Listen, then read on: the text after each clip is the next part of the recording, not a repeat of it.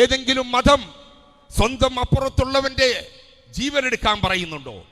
പരിശുദ്ധ ഖുർആൻ ഇതുമായി ബന്ധപ്പെട്ട് പറയുന്നത് എന്താണ്? മൻ ഖതല നഫ്സൻ ബിഗൈരി നഫ്സിൻ ഔ ഫസാദിൻ ഫിൽ അർള് കഅന്നമാ ഖതല അന്നാസ ജമീഅ. ഒരു മനുഷ്യന്റെ ജീവൻ അന്യായമായി എടുത്താൽ ലോകത്തുള്ള സകല മനുഷ്യരെയും കൊന്നതിന് തുല്യമാണെന്നാണ് ഉടയ തമ്പുരാൻ പറയുന്നത്.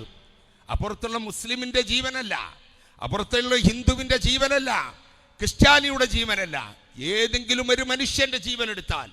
മറ്റൊരിടത്ത് പറയുന്നു, യാ അയ്യുഹന്നാസ് ഇന്നാ ഖലഖനാകും മിൻ ദക്കരിൻ വഉൻസ വജഅൽനാകും ശുഊബൻ വഖബായില ലിതആറഫു ഇന്ന അക്രമകും ഇൻദല്ലാഹി അത്ഖാകും.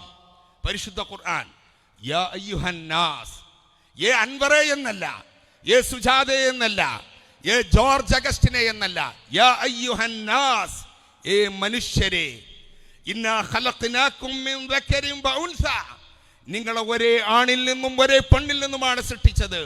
വജഅൽനാകും ശുഊബൻ വഖബായില ലിതആറഫു, നിങ്ങളെ വർഗങ്ങളും വർണ്ണങ്ങളും ഗോത്രങ്ങളുമാക്കി തരംതിരിച്ചത് ലിതആറഫു, ഫോർ ഐഡന്റിഫൈ, നിങ്ങളെ തിരിച്ചറിയാൻ വേണ്ടി മാത്രമാണ്.